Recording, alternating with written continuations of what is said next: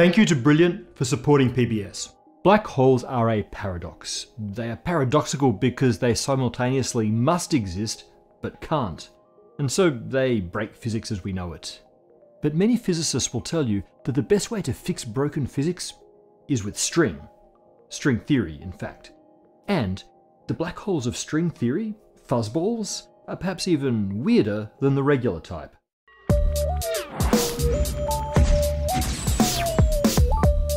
Einstein's general theory of relativity tells us that if the density of matter is sufficiently ridiculous, ultimate gravitational collapse is inevitable. Matter should contract to a single point of infinite density, the singularity, which is surrounded by a surface from which even light can't escape, the event horizon. And we see these black holes, or at least their incontrovertible evidence, in many places out there in the universe. But black holes are also impossible. At the central singularity, the known laws of physics break down. General relativity comes into irreconcilable conflict with quantum mechanics. There's our first paradox. And at the event horizon, another paradox arises. On the one hand, general relativity insists that no information from the matter that fell into the black hole should be observable on the surface, the so-called no-hair theorem, which says that the only properties that we can observe from outside a black hole are its mass, electric charge, and angular momentum. That's not very many bits of information. On the other hand, if we calculate the amount of information that goes into a black hole to build it up, we get a prodigiously large number, 10 to the power of 10 to the power of 77 bits for a black hole the mass of our Sun. Black holes should have an enormous number of so-called microstates, hidden configurations, and this translates to an enormous entropy.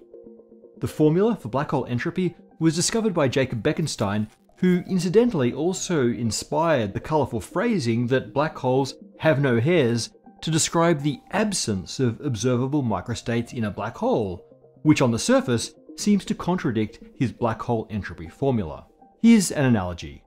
We can describe the behaviour of the air in this room with very few numbers, its bulk motion, its pressure, temperature, etc.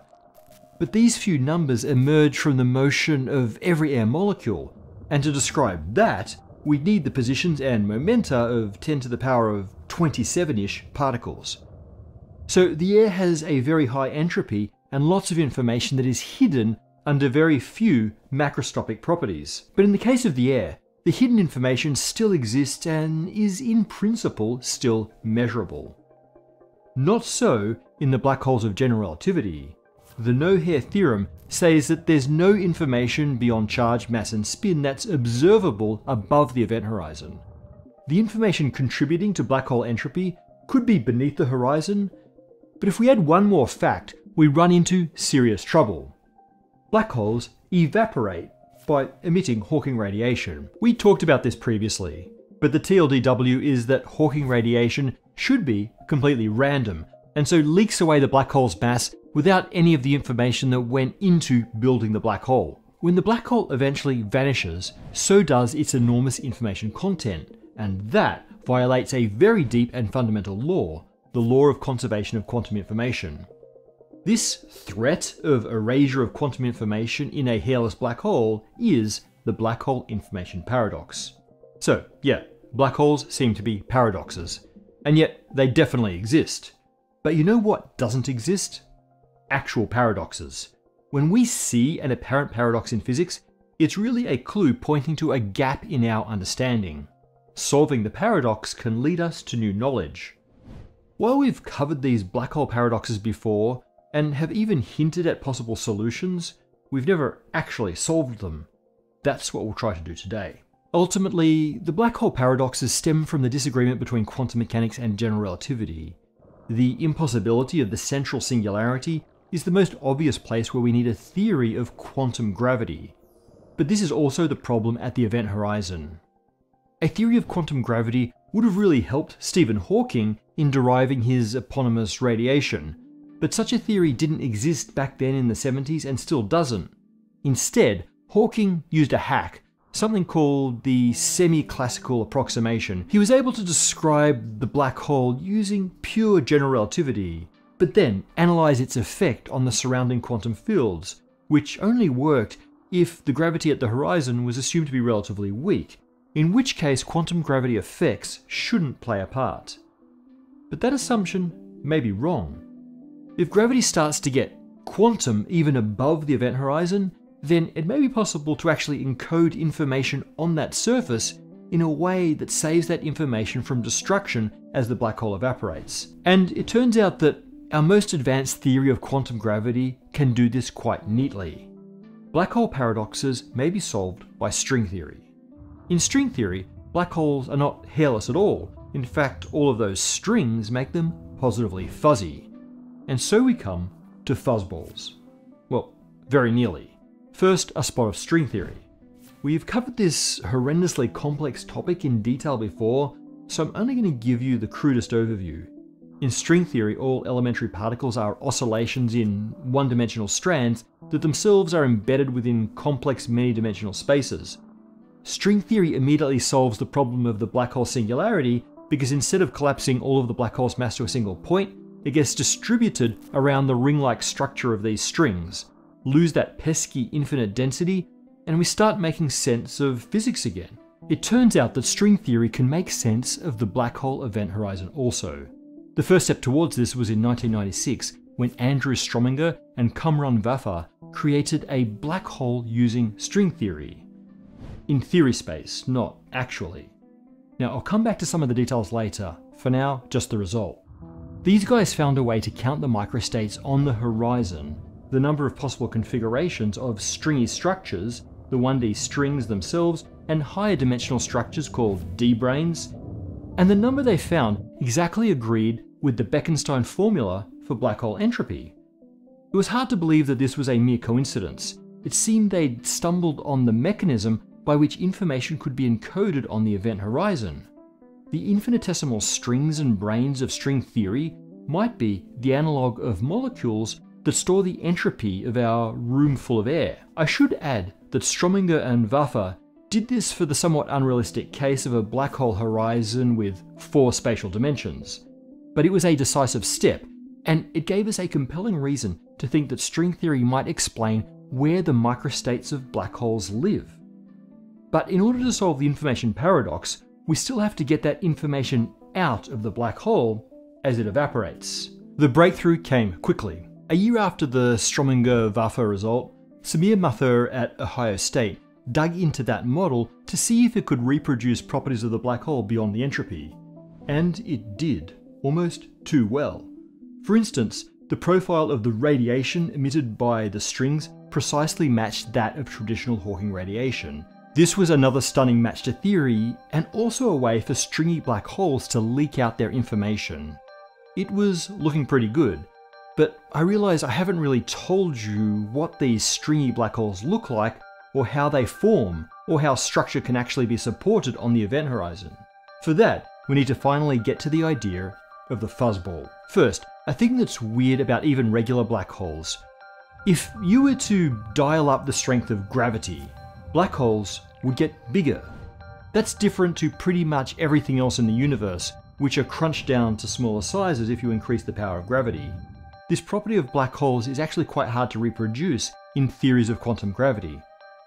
But while he was exploring stringy black holes, Samir Mathur found that the strings that formed the black hole would increase in size as the strength of gravity increased. In fact, if you have a bunch of strings dense enough to form a black hole in general relativity, it wouldn't actually collapse. Rather, it would grow to produce an agglomerate of strings with the same radius as a classical black hole.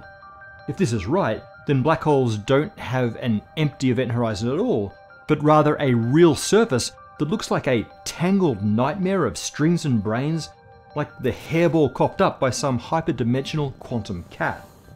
A fuzzball.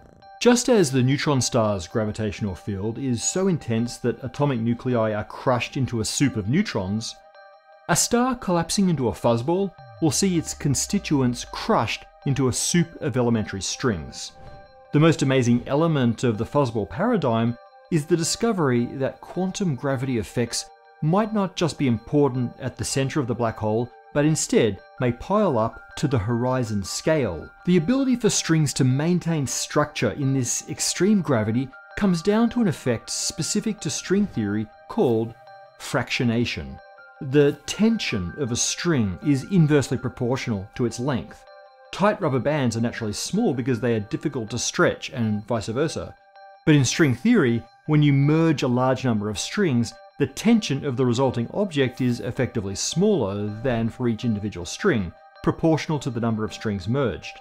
That means by crushing an enormous number of strings together, the resulting monstrosity can be stretched to enormous scales.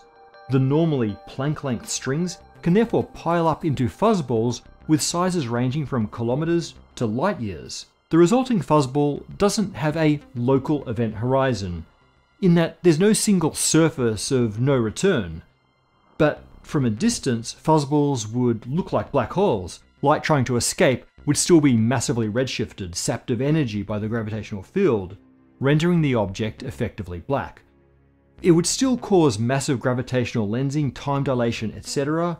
All classical effects of black holes from general relativity would be preserved. But if you approach the fuzzball, you start to see this surface of stringy material with a thickness of about a Planck length.